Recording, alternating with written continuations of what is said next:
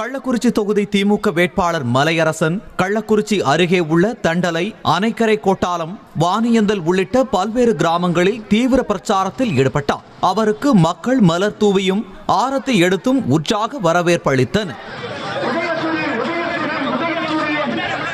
தொடர்ந்து அகரகோட்டாலம் புனித சூசையப்பர் ஆலயத்திற்கு சென்ற மலையரசன் அங்கிருந்த ஆலய பங்குத்தந்தை காலில் விழுந்து மண்டியிட்டு பிரார்த்தனை செய்து ஆசீர்வாதம் பெற்றார்.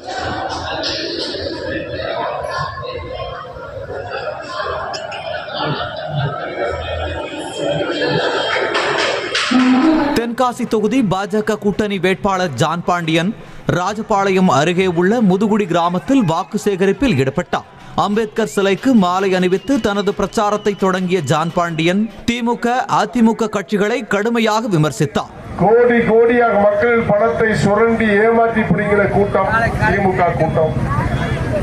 அதே மாதிரி நன்றி கேட்டா எடப்பாடி 4 ஆண்டு பிஜேபி வச்சு ஆண்டுட்டு இன்னைக்கு நான் தனியா நிக்க போறேன்னு போய் நின்று தற்கொலை பண்ண போறேன்.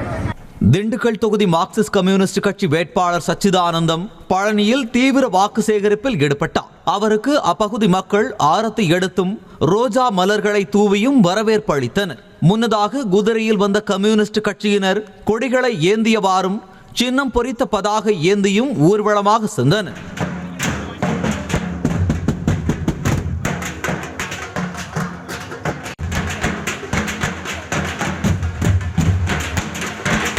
வாக்காளர்களிடையே பேசிய வேட்பாளர் சச்சிதானந்தம் தாம் வெற்றி பெற்றால் பழனியில் கேந்திரியா வித்யாலயா பள்ளி அமைக்க நடவடிக்கை எடுப்பேன் என்பன உள்ளிட்ட பல வாக்குறுதிகளை அளித்தார். பழனி நகரத்தினுடைய வளர்ச்சியில பழனி நகரத்திற்கென்று ஒரு சிறப்பு திட்டங்கள் கொண்டு வருவதற்கு, இங்கே பழனியிலே ஒரு கேந்திரியா வித்யாலயா பள்ளியை துவக்குவதற்கு, நம்முடைய பச்சையார் நீர்த்தேக்கத்தை இங்கே உருவாக்குவதற்கு, இங்கே பழனியிலே குடிநீர் உள்ளிட்ட பல்வேறு பிரச்சனைகளுக்கான முக்கியத்துவம் கொடுப்பதற்கு, ஒரு தூய்மையான ஆன்மீக நகரமாக பழனியை உருவாக்குவதற்கு நிச்சயமாக இந்த பகுதி மக்களோடு இருந்து குரல் கொடுப்பேன். வடசென்னை தொகுதி அதிமுக வேட்பாளர் ராயபுரம் மனோவுக்கு ஆதரவாக அக்கட்சியின் வடசென்னை கிழக்கு மாவட்ட செயலாளர் RS ராஜேஷ் புதுவண்ணாரப்பேட்டையில் உள்ள சியோன் சபையில் உள்ளே சென்று போதகரிடம் ஆசி பெற்றதோடு ஜபம் முடித்து வெளியேறிய மக்களுக்கு துண்டறிக்கைகள் கொடுத்து இரட்டை இலைக்கு வாக்களிக்குமாறு கேட்டுக்கொண்டார்.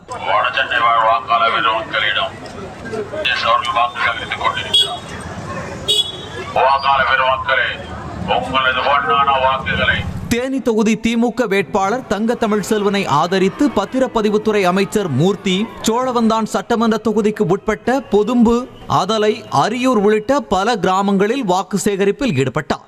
வேட்பாளருக்கும் அமைச்சருக்கும் மக்கள் ஆரத்தி எடுத்து உற்சாக வரவேற்பளித்தனர்.